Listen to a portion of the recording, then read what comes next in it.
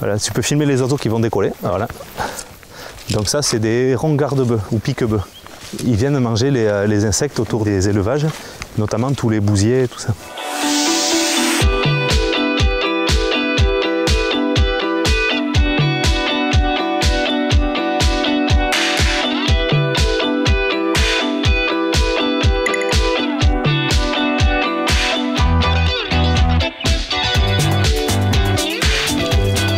Donc là, on vient de trouver les vaches sur cette parcelle. On va les déplacer dans le parc suivant.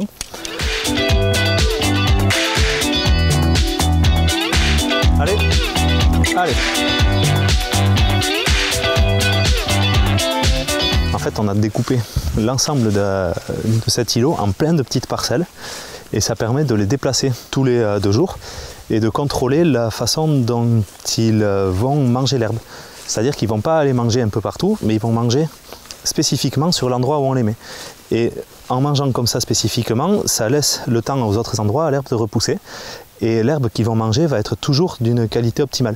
C'est-à-dire qu'on va trouver dans cette herbe beaucoup de diversité, avec des légumineuses, avec plein de familles de plantes différentes. Ce système qui s'appelle du pâturage tournant dynamique permet aux animaux d'être tout le temps en bonne santé et ça permet de stocker du carbone dans les sols, d'avoir de la viande qui est riche en oméga 3, d'améliorer la biodiversité avec des prairies permanentes et de aussi stocker l'eau parce que les racines de la prairie vont mieux venir coloniser le sol et ça va permettre une meilleure infiltration d'eau dans le sol lors des orages.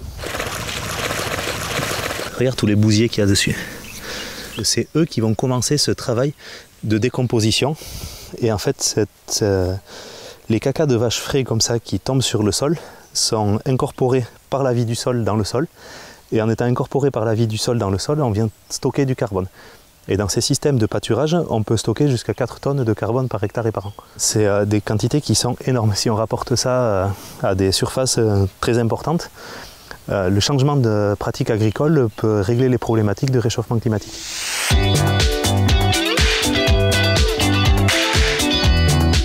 Mon choix personnel, c'est d'arriver à essayer de concilier l'agriculture biologique avec les pratiques de conservation et de régénération des sols. Sur l'atelier élevage, c'est des choses qu'on connaît très bien, qu'on maîtrise parfaitement.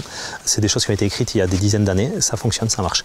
Sur l'atelier grande culture, c'est très complexe. Comment ne pas travailler ou peu travailler les sols en respectant le cahier des charges de l'agriculture biologique, c'est-à-dire 0 engrais de synthèse et 0 pesticides.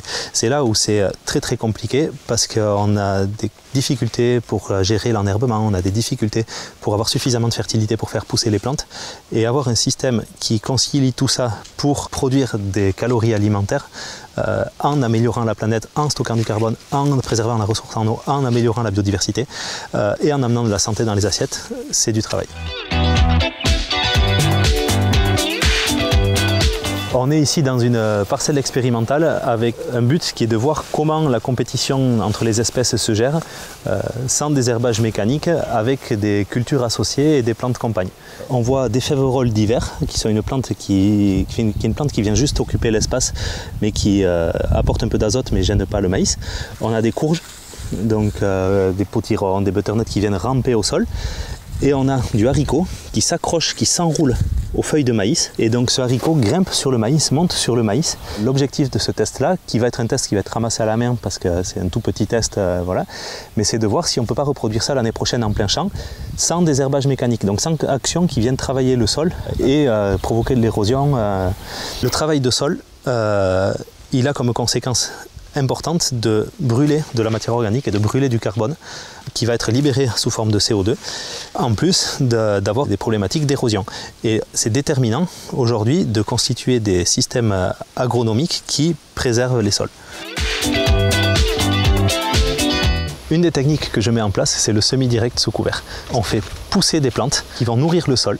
Ces plantes-là, on va les faire pousser et les détruire, mais les laisser sur place. En les laissant sur place, elles font un paillage. La graine pousse à travers ce paillage et ce paillage vient protéger le sol tout au long de la culture et nourrir la plante. Là, on est sur un travail de sol très superficiel, mais avec des plantes campagne. C'est-à-dire qu'on a toujours notre féverole qui est semé avec le maïs. Ici, on a de la vesse et on retrouve tout le paillage lié au couvert végétal. Quand je soulève le paillage, dessous c'est humide.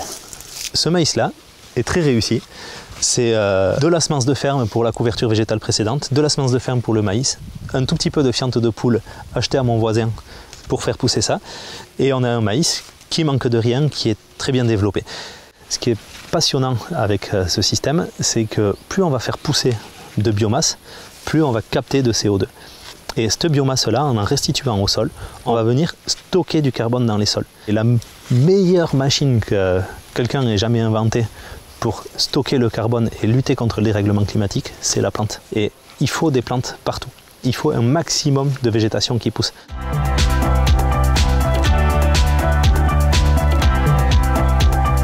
Ici, on est sur la partie potager. Cette partie potager, pareil, sans travail de sol, mais avec des bâches. Ce que change ce système-là, c'est qu'en termes de travail, c'est mon potager automatique. C'est-à-dire que je fais un couvert où je jette des graines à la volée, ce couvert pousse, je l'écrase, je pose des bâches et je plante des légumes au milieu et je viens ramasser des légumes. Et donc, on voit tout le couvert végétal précédent qui était de la fève-rolle, qui se décompose progressivement. Hop là! Et le sol qui est structuré par des racines. Comme la terre n'est pas au soleil, la terre garde énormément l'eau. Donc très peu d'arrosage pour arriver à faire pousser des légumes dans ce système. Avec très peu de travail, ça fait des légumes qui sont quand même très intéressants. Là on va retrouver deux concombres. Des concombres qui sont magnifiques.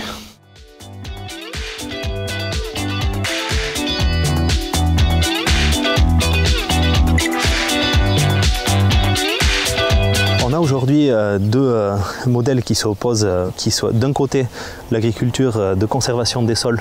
On ne travaille plus le sol, on fait pousser des cultures sous couverts végétaux et on répond à pas mal d'enjeux agroécologiques, et surtout la préservation des sols, l'érosion, le stockage carbone, la biodiversité, tout ça. On a le bio qui répond à d'autres enjeux agroécologiques où il n'y a plus de pesticides, mais avec une forte problématique d'érosion parce qu'on travaille le sol et tout ça. Et la question, c'est d'arriver à coupler ces deux techniques-là, et on est peu nombreux à chercher. Il y a des fois on va y arriver, il y a des fois on ne va pas réussir. Donc c'est une expérimentation assez intéressante et il me tarde de voir le résultat. Je me suis retrouvé embarqué dans quelque chose où à la fois c'est amusant de le faire et à la fois je me dis je ne peux pas attendre. C'est que si j'attends, qui c'est qui va le faire? Combien de temps vont mettre les organismes de recherche pour nous proposer des modèles qui vont fonctionner? Qui va faire ce travail-là, d'essayer des choses, d'essayer d'avancer, d'identifier ces facteurs?